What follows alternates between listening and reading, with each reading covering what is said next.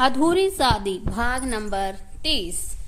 मुंबई में कार्तिक अपने ऑफिस में बैठा हुआ टेबल पर रखे युग की तस्वीर को देखते हुए बोला, आज 3.5 साल बाद तो घर वापस आ रहा है मेरे भाई। मैंने तुम्हें बहुत मिस किया। जल्दी आ जा मेरे भाई। फिर मोबाइल में माही की तस्वीर निकाल कर उसे देखने लगा।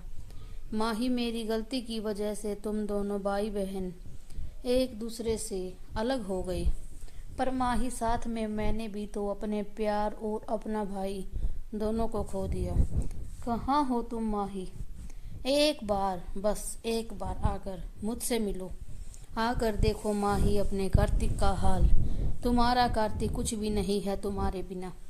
एक बार मुझे फिर से मौका दो अपनी गलती सुधारने का। मुझसे लड़ो झगड़ो, बात भी मत करना, पर प्लीज एक बार वापस आ जाओ। मैं वादा करता हूँ कि फिर से वह गलती नहीं कभी दोहराऊंगा। माही देखो, मैंने तो अब गुस्सा करना भी छोड़ दिया। माही, लव यू वेरी मच यार, अब वापस आ जाओ। युग भी अब तक मुझे माफ़ नहीं किया है तुम दोनों के बिना। मेरी जिंदगी बिल्कुल अधूरी हो गई है माही। एक बार, बस एक बार मौका दे दो, फिर कभी शिकायत का मौका नहीं दूंगा। तुम्हारे बिना जीना मुश्किल होते जा रहा है। उसकी आंखों से आंसू की बूंदें निकलने लगी तो अपने आंसुओं को पोंछकर वह घर के लिए निकल गया। इन 3 सालों में उसने खुद को काम में झोंक दिया। गुस्सा करना तो वह उसी रोज भूल गया जब उसके गुस्से की वजह से उसका प्यार, उसकी जिंदगी, उसकी माही उसे छोड़कर चली गई और उसका जान से प्यारा भाई उससे नाराज हो गया। घर आकर उसने देखा युग आ चुका था। वह खुशी से उसकी ओर बढ़ा ही था कि युग उसे देखकर वंदना जी से बोला, मॉम मैं फ्रेश होकर आता हूँ, कहकर वह अपने कमरे में चला गया। कार्तिक को उदास देखकर वंदना जी ने कुछ कहना चाहा तो कार्तिक ने उन्हें रोक दिया। वह भी अपने कमरे में चला गया। उधर युग अपने कमरे से फ्रेश होकर निकला तो उसे माही का कमरा खुला हुआ नजर आया। अरे माही का कमरा किसने खोला? कहते हुए वह जैसे ही उसने कमरे को बंद करना चाहा तो उसे लगा शायद वो वॉशरूम में है। वह अंदर गया तो चौंक गया। कमरे में माही की हर चीज अपनी जगह पर बिल्कुल साफ सुथरी लग रही थी। कमरे को देखकर ऐसा लग रहा था कि मानो कोई वहां रह रहा हो। सामने दीवार पर उसकी और माही की एक बड़ी सी तस्वीर लगी हुई थी। युग ने हाथ बढ़ाकर तस्वीर में माही के चेहरे को छुआ। कहाँ हो तुम माही? अपने भाई की एक बार भी याद नहीं आती तुम्हें? तुम्हारी नाराजगी भाई से थी तो मुझे क्यों सजा दी? मुझे ढूंढने से मना कर दिया तो खुद तो सामने आ सकती हो ना। अब लौट आओ, तुम्हारा यह भाई तुम्हें बहुत मिस कर रहा है। नहीं रह सकता यह तुम्हारे बिना। तभी वॉशरूम का दरवाजा खुला तो युग उसे तरफ देखा। कार्तिक को वॉशरूम से निकलते देख वह चौंक गया। वह कमरे से बाहर निकलने लगा तो कार्तिक ने पीछे से आवाज दिया, माही का भाई तो वापस आ गया, पर मेरा भाई कब वापस आएगा? क्या मेरा छोटा भाई अपने बड़े भाई की गलती पर उससे लड़ेगा भी नहीं, उसे माफ भी नहीं करेगा? युग रुक गया पर कुछ बोला नहीं। कार्तिक उसके पास आया। मैं जानता हूँ कि मेरी गलती इतनी बड़ी है कि मुझे माफ़ी भी नहीं मिल सकती, पर तुमने ही केवल अपनी बहन नहीं खोया है, मैंने भी तो अपने प्यार के साथ साथ अपना छोटा भाई जिसकी कभी जान बसती थी, अपने बड़े भाई में को खो दिया। 3.5 साल हो गए, तुमने मुझसे एक बात भी नहीं की। तरस गया हूँ तुम्हारे मुँह से भाई सुनने के लिए। मानता हूँ मैं माही के साथ साथ तुम्हारा भी गुनहगार हूँ, इसलिए मैंने तय किया है जब तक तुम मुझे माफ़ कर इजाज़त नहीं दोगे तब तक मैं माही को नहीं ढूंढूंगा। सारी जिंदगी उसकी याद में गुजार दूंगा। कहते हुए उसकी आंखों में आंसू बहने लगे। युग चुपचाप नीचे चला गया। वह वंदना जी के पास आकर बैठ गया। मॉम, वह माही के कमरे में। वंदना जी समझ गई कि वह क्या कहना चाह रहा है। वह बोली, माही और तुम्हारे जाने के बाद कार्तिक की जिंदगी बिल्कुल ही बदल गई है। उस दिन के बाद से ही वह माही के कमरे पे शिफ्ट हो गया। अपने कमरे में उसके बाद पैर भी नहीं रखा आज तक। कहता है कि अब वह उस कमरे में तभी जाएगा जब माही उसके साथ होगी। खुद को काम में दिन रात मसरूफ कर लिया है। बिल्कुल बदल गया है कार्तिक। बात बात पर गुस्सा करने वाला कार्तिक आज चिल्लाना तो भूल ही गया है। यह सुनकर युग उठकर कार्तिक के पास गया। वह कमरे में नहीं था। उसने चारों तरफ ढूंढा पर वह कहीं नहीं था। उसने मोम से पूछा तो उसने बताया शायद फिर से टेरेस पर गया हो। युग टेरेस पर गया। वहां कार्तिक रेलिंग के सहारे खड़ा होकर आसमान को देखे जा रहा था। युग ने धीरे से पुकारा, भाई। कार्तिक पीछे पलट कर देखा तो युग जल्दी से आकर उसके गले लग गया। सॉरी भाई, अपने गुस्से में मैं आपके दर्द को तो भूल ही गया। मैं यह भूल ही गया कि मुझसे ज्यादा तो आप दर्द सह रहे हो। मैं तो अपनी जिंदगी में आगे बढ़ गया पर आज आप वहीं के वहीं खड़े हैं। कार्तिक भी उसे टाइट हक करते हुए बोला, युग तुमने मुझे माफ कर दिया मेरे भाई। अब मेरे बल से बहुत बड़ा बोझ हल्का हो गया। युग भाई देखना, अब हम दोनों भाई मिलकर माही को ढूंढ निकालेंगे और उसे वापस इस घर में ले आएंगे। फिर कहीं जाने नहीं देंगे। कार्तिक, हाँ युग, और उसकी माफी के लिए मुझे भी जो करना पड़ेगा मैं वह करूंगा। गेट पर खड़े वंदना जी, अमरिंदर जी और रिया यह देखकर काफी खुश हुए। वे तीनों नीचे आ गई। वंदना जी देवी माँ का धन्यवाद करने मंदिर गई। रिया और अमरिंदर जी वहीं सोफे पर बैठ गए। रिया, अंकल अब वक्त आ गया है भाई को माही को खोजने के लिए जाने देना चाहिए। अमरिंदर जी, हाँ बेटा, अब जब युग ने कार्तिक को माफ कर दिया तो अब आगे का सोचना होगा। डाइनिंग टेबल पर चारों बैठे हुए थे। रिया सबको खाना परोस रही थी। अमरिंदर सिंह, कार्तिक अब जब युग आ चुका है तो मैं सोचता हूँ कि यहाँ के ऑफिस की जिम्मेदारी युग संभाल लेगा। रिया भी इतने दिनों में मार्केटिंग का काम अच्छे से समझ गई तो आई थिंक दोनों मिलकर उसे अच्छे से संभाल लेंगे। कार्तिक, जी डैड, आपने बिल्कुल सही सोचा है। फिर मन ही मन बोला, मुझे भी अब माही को ढूंढने के लिए वक्त मिल जाएगा। युग, पर डैड मैं ये सब अकेले कैसे करूँगा? और भाई फिर क्या करेंगे? घर पर बैठकर आराम और मैं वहाँ ऑफिस में परेशान। उसके इस तरह बोलने पर सब हंस दिए। अमरिंदर जी, नहीं, कार्तिक घर पर आराम नहीं करेगा बल्कि उसे कल दिल्ली जाना होगा। यह सुनकर रिया मुस्कुरा दी। वहीं कार्तिक के गले में खाना अटक गया। वह खांसने लगा तो युग ने जल्दी से उसकी ओर पानी बढ़ाया। पानी पीकर वह बोला, पर डैड मैं कुछ दिनों के लिए ऑफ लेना चाहता था। वंदना जी भी बोली, ठीक ही तो कह रहा मेरा बच्चा, उसे कुछ दिन आराम करने दीजिए। फिर युग भी तो आज ही आया है तो दोनों भाइयों को थोड़ा साथ में वक्त बिताने दीजिए। युग भी बोल पड़ा, हाँ डैड, वो सही कह रही है। पर अमरिंदर जी नहीं माने। आप लोग मेरी बात नहीं समझ रहे। वह हमने राजवीर के साथ मिलकर जिस कंपनी को बनाया उसे आज तक उसकी पत्नी और उसका बेटा अच्छे से संभाल रहे थे। पर अब उसके बेटे ने इस कंपनी को अमेरिका में भी सेटअप करने का प्रपोजल रखा तो मैं मना नहीं कर पाया। आखिर उस कंपनी में मैंने तो बस पैसा ही लगाया है। पूरी जिम्मेदारी तो उन दो लोगों ने ही उठाई है। तो भला मैं इस प्रपोजल को कैसे मना करता? वह नेक्स्ट वीक अमेरिका जा रहा है, इसलिए मिसेज खन्ना चाहती हैं कि उसके आने तक कंपनी के सीईओ की कुर्सी कार्तिक संभाले। कार्तिक सिर झुकाए बैठा था। जी डैड, आप जैसा ठीक समझे। कब जाना है दिल्ली? अमरिंदर जी मुस्कुराते हुए बोले, कल सुबह की फ्लाइट है तुम्हारी। खाने के बाद युग रिया को छोड़ने उसके फ्लैट पर चला गया। वहां पहुंचने पर रिया ने उसे अंदर आने को कहा। युग मान गया तो दोनों अंदर आए। रिया, तुम बैठो, मैं कॉफी बना कर लाती हूँ। युग, नहीं रिया, अभी कॉफी छोड़ो, मेरे पास बैठो। रिया उसके पास बैठ गई तो युग उसके हाथों को थाम कर उसे गले लग गया। थैंक यू रिया, मेरे पीछे मेरे मॉम डैड को संभालने के लिए।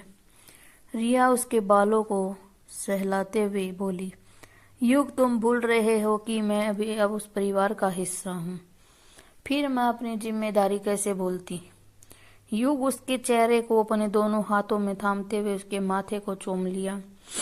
रिया, मैं तुम्हारे प्रति अपनी कोई जिम्मेदारी नहीं निभा पाया, फिर भी तुमने मेरी सारी जिम्मेदारी अपने कंधों पर ले ली। मैं बहुत लकी हूँ जो तुम मुझे मिली। रिया भी उसकी आंखों में देखते हुए बोली, युग हम तुम अलग कब थे? भले ही हमने शादी के फेरे नहीं लिए, पर माही ने तो मुझे अम्मा के कंगन पहनाते वक्त ही उन वचनों में बांध दिया। फिर मैं कैसे अपने वचनों से मुंह फेर लेती।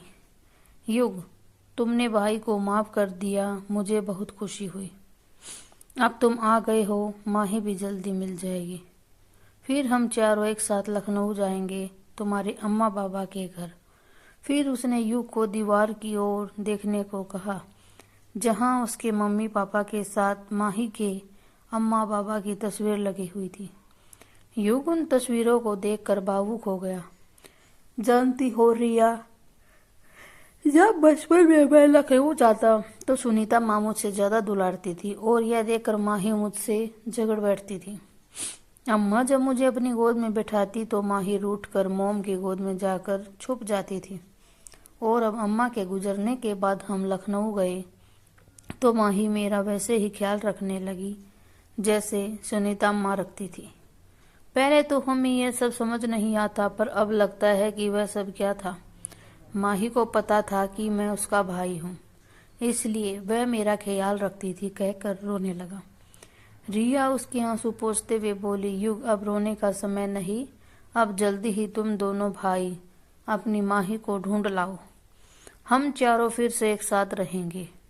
फिर माही से जितना लाड लगवाना हो लगवा लेना, पर देखना वह तुमसे ज्यादा मुझसे ही प्यार करेगी। कहते हुए वह उसे चिढ़ाकर भाग गई। युग भी, रुको अभी बताता हूँ माही किससे ज्यादा प्यार करेगी, कहते हुए उसके पीछे पीछे भागने लगा। भागते भागते रिया दीवार से टकरा गई। युग ने भी एक हाथ से उसका रास्ता रोक लिया और उसकी आंखों में देखते हुए दूसरे हाथ से उसे कमर से पकड़कर अपनी ओर खींच लिया। रिया भी उसकी आंखों में खो गई। युग धीरे से उसकी ओर झुका, फिर दोनों की सांसें आपस में टकराई और दोनों एक दूसरे में खो गए। थोड़ी देर बाद रिया खुद युग से खुद को अलग करते हुए बोली, अब घर जाओ, सुबह भाई को दिल्ली निकलना है तो कुछ समय उनके साथ भी बिता लो। बहुत इंतजार किया है भाई ने तुम्हारा। युग भी धीरे से उसके माथे को चूमते हुए वहां से निकल गया। युग वहां से घर आ गया, सीधे कार्तिक के पास गया। कार्तिक उस वक्त माही के झूले पर बैठा हुआ था। वह भी वहीं आकर उसे बगल में बैठ गया। भाई, यह झूला माही की फेवरेट जगह है। शादी के बाद ही डैड ने इस झूले का ऑर्डर दे दिया था।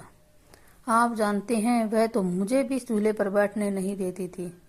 कार्तिक, जानता हूँ यह माही की फेवरेट जगह है और यह मेरा भी फेवरेट जगह है। युग उसकी ओर देखने लगा तो कार्तिक मुस्कुराते हुए बोला, इसी जगह मैंने माही से पहली बार अपने प्यार का इजहार किया था। युग खुशी से चहकते हुए बोला, सच भाई? कार्तिक, हाँ युग भाई, एक बात पूछें? कार्तिक, हाँ तो पूछना। युग भाई, आप अपने कमरे में क्यों नहीं जाते हो? इस सवाल पर कार्तिक उदास होते हुए बोला, उस रोज पार्टी के बाद मैं माही को हमारे कमरे में ले जाने वाला था, पर मेरी गलती की वजह से उसे घर ही छोड़ना पड़ा। उसकी आंखें नम हो गई तो युग बोला, क्या भाई? मैं तो यह सोच कर आया था कि इस कमरे में मैं सिर्फ सो जाऊंगा और झूले का मजा लूंगा, पर यहाँ तो आप मुझसे पहले ही कब्जा जमा कर बैठ गई, कहकर मुंह फैला लिया। कार्तिक उसके फूले हुए मुंह को देखकर मुस्कुरा दिया।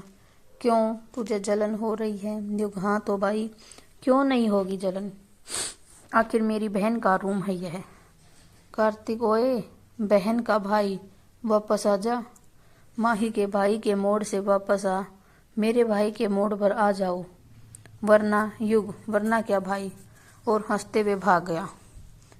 कार्तिक भी उसे पकड़ने के लिए उसके पीछे दौड़ा। कमरे में ही दोनों एक दूसरे के आगे पीछे चक्कर लगाने लगे। कुछ देर में थक कर दोनों बेड पर गिर गए। दौड़ते दौड़ते दोनों की सांसें चढ़ गई। थोड़ी देर में नॉर्मल होने के बाद युग बोला, भाई डैड ने ये अच्छा नहीं किया। कार्तिक, क्या युग, आपको दिल्ली भेजकर? कार्तिक, डैड ने कुछ सोचकर ही मुझे दिल्ली की कंपनी की जिम्मेवारी सौंपी होगी। युग, पर भाई हम लोगों ने तो मिलकर माही को खोजने का विचार किया था ना। कार्तिक, हाँ तो हो जाएगा ना, हम दोनों मिलकर उसे खोजेंगे। तुम यहाँ खोजने का प्रयास करना और मैं वहाँ। युग, वैसे भाई आपको नहीं लगता कि मॉम डैड हम लोगों से कुछ छुपा रहे हैं? कार्तिक चौंक गया। हाँ तुम सही कह रहे हो, कभी कभी तो मुझे भी ऐसा लगता है कि मॉम डैड जानते हैं कि माही कहाँ है और कैसी है, वरना ये इतने निश्चित नहीं रहते। इस पर युग उठकर बैठ गया। 1 मिनट भाई, कहीं ऐसा तो नहीं कि माही दिल्ली में है इसलिए डैड आपको दिल्ली भेज रहे हैं? कार्तिक भी उठकर बैठ गया। अरे हाँ, मैंने तो यह सोचा ही नहीं कि शायद इसलिए डैड यूं अचानक से मुझे दिल्ली भेज रहे हैं। युग खुश होते हुए बोला, वाह भाई, तब तो आपको जरूर जाना चाहिए, जाकर उसे ढूंढना शुरू कर दीजिए। वीकेंड को मैं भी आकर आपको ज्वाइन कर लूंगा, फिर दोनों भाई मिलकर मिशन माही कंप्लीट करेंगे। कार्तिक हंसते हुए बोला, ठीक है, तो कल से ही मैं मिशन माही शुरू कर दूंगा।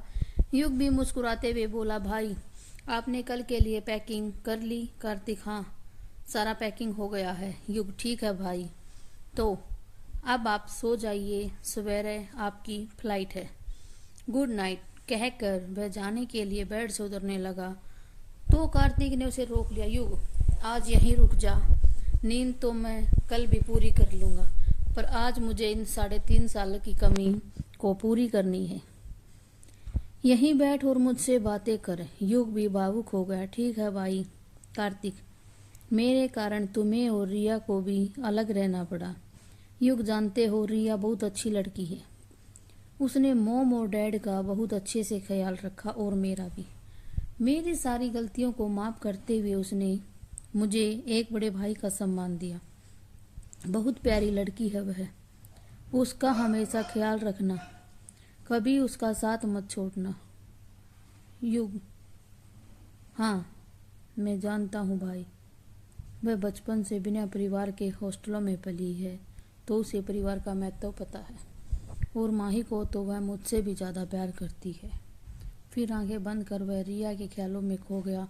कार्तिक भी जब उसे देखा तो मुस्कुरा दिया, चल अब सो जा, मुझे भी नींद आ रही है, गुड नाइट कहकर उसने लाइट ऑफ कर दी। आंख बंद कर वह सोचने लगा, माही अगर सच में तुम दिल्ली में हो तो मैं अब बहुत जल्द ही तुम्हें ढूंढ लूँगा, और फिर तुम जो सज़ा देना चाहोगी मैं मान लूँगा, पर तुम्हें मना कर ही वापस आऊँगा। चलो माही, तैयार रहना, क्योंकि यह दिलवाला अपनी दुल्हनिया लेने दिल्ली आ रहा है। और मोबाइल में उसकी तस्वीर निकाल कर उसे चूम लिया। Good night my dear wifey. आगे की कहानी के लिए आपको अगला भाग देखना पड़ेगा। धन्यवाद।